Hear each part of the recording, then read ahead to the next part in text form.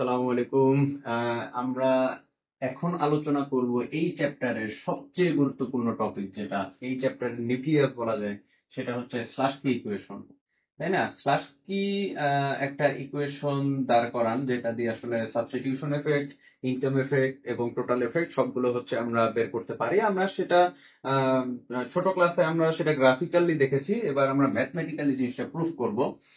তো জিনিসটা অ্যাকচুয়ালি অনেকগুলো ইকুয়েশন থাকে, স্টুডেন্টরা সাধারণত অনেক ভয় পায়। অ্যাকচুয়ালি মানে ভয় পাওয়ার কিছু নাই। আমরা ধাপে ধাপে দেখলে ইকুয়েশন গুলো যদি একটু খেয়াল করে এবং মনে রাখি, তাহলে কিন্তু এটা খুব সহজেই হচ্ছে কি করা যায়, ক্র্যাক করা যায়। তো ইকুয়েশন গুলো যাতে সহজে নজরে পড়ে, এই কারণে আমি একটু কালার করে দিয়েছি এগুলোতে। তো যাই হোক, আমাদের শুরু করতে হবে যেটা দিয়ে, সেটা হচ্ছে ইউটিলিটি আমরা ম্যাক্সিমাইজ করব। তো সাবজেক্ট টু কি? বাজেট। হ্যাঁ, বাজেট ইকুয়েশন। আমরা যদি একটা ল্যাগ্রেঞ্জিয়ান ফর্ম করি, তাহলে হচ্ছে ল্যাগ্রেঞ্জিয়ানটা দেখতে হয় এরকম, তাই না? তো আমরা জানি ফার্স্ট অর্ডার কন্ডিশন অনুযায়ী আমার ফার্স্ট ডেরিভেটিভ ইজ ইকুয়াল 0 হয়। তো ফার্স্ট ডেরিভেটিভ মানে কি? আমার কিউ1 এর সাপেক্ষে যদি এটাকে ডিফারেন্সিয়েট করি, তাহলে কি আসে? ইউ1 আসে না? আমাদের পুরনো পড়া এটা থেকে কি আসে? কিউ1 আসে যদি কিউ1 এর সাপেক্ষে ডিফারেন্সিয়েট করি, মানে utility change due to change in Q one. এখান থেকে কি আসে? এখানে কিউ1 কোথায় আছে? কিউ1 এখানে আছে, তাহলে ল্যামডার সাথে গুণ হয়ে কি আসবে? Minus lambda P one is equal 0। এটাকে আমি সাজিয়ে এভাবে লিখতে পারি। ঠিক একইভাবে এল2 কে, তার মানে কোয়ান্টিটি 2 এর সাপেক্ষে যদি ডিফারেন্সিয়েট করি, তাহলে এটাকে এভাবে লিখতে পারি। এবার ল্যামডার সাপেক্ষে ডিফারেন্সিয়েট করলে এটাকে আমরা এভাবে লিখতে পারি। এবার 1/2 যদি আমরা করি, তাহলে কি পাই? ইউ1 by ইউ2 is equal P one by পি2। এটা 4 নম্বর ইকুয়েশন দিলাম। ওকে, এবার এবার সবচেয়ে গুরুত্বপূর্ণ যেটা, এই এল ওয়ান কে যদি আমি আবার কিউ1 এর সাপেক্ষে আমি যদি ডিফারেন্সিয়েট করি, এল1 কে যদি আমরা আবার ডিফারেন্সিয়েট করি, তাহলে জিনিসটা কি হয়? ঠিক আছে, মানে এল1 এর টোটাল ডেরিভেটিভটা যদি আমরা বের করতে চাই, সরি মানে ডিফারেন্সিয়েট না, এল1 এর টোটাল ডেরিভেটিভটা যদি আমরা বের করতে চাই, সেটা কিভাবে আসে? ইউ1 এর টোটাল চেঞ্জ এবং এই ল্যামডা পি1 এর টোটাল চেঞ্জ, দুটোর সমন্বয় তো কি আসে? এল1 এর টোটাল চেঞ্জকে আমরা পাই। ওকে, ফাইন, এটাই আমরা লিখলাম।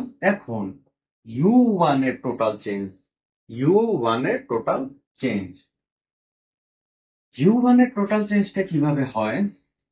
সেটা হচ্ছে আমার u11 dq1 plus u12 dq2, তাই না? এই জিনিসটা কেন? এটা হচ্ছে ইউটিলিটি। হ্যাঁ, ইউ1 মানে কি? Marginal utility of good one, তাই না? এখন এই ইউ1 এর চেঞ্জটা প্রথমত হতে পারে যে আমার গুড ওয়ানের প্রাইসের সাপেক্ষে আমার ইয়ার চেঞ্জ, ইউ1 এর চেঞ্জ। আবার গুড টু এর প্রাইসের সাপেক্ষে ইউ1 এর চেঞ্জ, সেটা কিন্তু আমার এই জিনিসটা দ্বারা রিপ্রেজেন্ট করে। গুড 1 এর প্রাইসের সাপেক্ষে ইউ1 এর চেঞ্জ ইন্টু ডিকিউ1, গুড 2 এর প্রাইসের সাপেক্ষে ইউ1 এর চেঞ্জ ইন্টু ডিকিউ2। আর এটা আমরা লিখতে পারি আমাদের যেটা ইউবি ফর্মুলা অনুযায়ী, আমরা জিনিসটা এভাবে লিখতে পারি। তো লেখার পরে আমরা জাস্ট কি করলাম, আমাদের যে ডিপি1 যে টার্মটা বা ল্যামডা সহ যে টার্মটা আছে, সেটাকে ওই সাইডে পাঠিয়ে দিলাম। ঠিক একইভাবে ডিএল টু হচ্ছে আমরা কি লিখতে পারি? আমরা ইউ2 এর টোটাল চেঞ্জ ল্যামডা পি2 এর টোটাল চেঞ্জ, সেটা লিখতে পারি। এবং ইউ2 এর চেঞ্জ কিসের সাপেক্ষে? আমার গুড 1 এর সাপেক্ষে। ইউ2 এর চেঞ্জ গুড 2 এর সাপেক্ষে, গুড 2 এর প্রাইসের সাপেক্ষে। তো সেটা কিন্তু এই জিনিসটা দ্বারা ক্যাপচার হয়, তাই না? ইউ2 এর টোটাল চেঞ্জ, সেটা কিন্তু এটা দ্বারা ক্যাপচার হয়। আর এখানে ইউ এর ফর্মুলা অ্যাপ্লাই করে এটা আসে। তো আলটিমেটলি আমরা জিনিসটা সাজিয়ে ল্যামডা টার্মটাকে ওই সাইডে পাঠিয়ে দিতে পারি। 6 নম্বর ইকুয়েশন দিলাম। এবার এল ল্যামডা কে যদি আমরা ঠিক একইভাবে যদি ডিফারেন্সিয়েট করি, মানে চেঞ্জটা দেখি, এম এর টোটাল চেঞ্জ, পি1 কিউ এর টোটাল চেঞ্জ, পি2 কিউ2 এর টোটাল চেঞ্জ, সেটা কি রকমের হবে? এখানে কিন্তু প্রত্যেকটাতে আমার ইউভি ফর্মুলা অ্যাপ্লাই হবে। হওয়ার পর আমার যে ডিপি1 ডিপি2, আমরা যদি এখানে খেয়াল করি, প্রত্যেকটা ডিপি1 ডিপি2 টার্ম আমরা ওই সাইডে পাঠিয়ে দিয়েছি। এটাও একইভাবে ডিপি1 ডিপি2 টার্মটাকে ওই সাইডে পাঠিয়ে দিব। আর বাম সাইডে দেখো কাদেরকে রেখেছি। বাম সাইডে রেখেছি বাম সাইডে রেখেছি যেখানে DQ1 আছে, DQ2 আছে, বা ডি ল্যামডা আছে, DQ1 DQ2 ডি ল্যামডা, এখানে DQ1 DQ2 ডি ল্যামডাটা আর নাই। ঠিক আছে, সুতরাং বাম সাইডে আমরা এই কোয়ান্টিটি আর ল্যামডার টার্মটা রেখেছি, আর ওই সাইডে আমরা প্রাইসের টার্মটা রেখেছি, সাথে ইনকামটা চলে আসছে।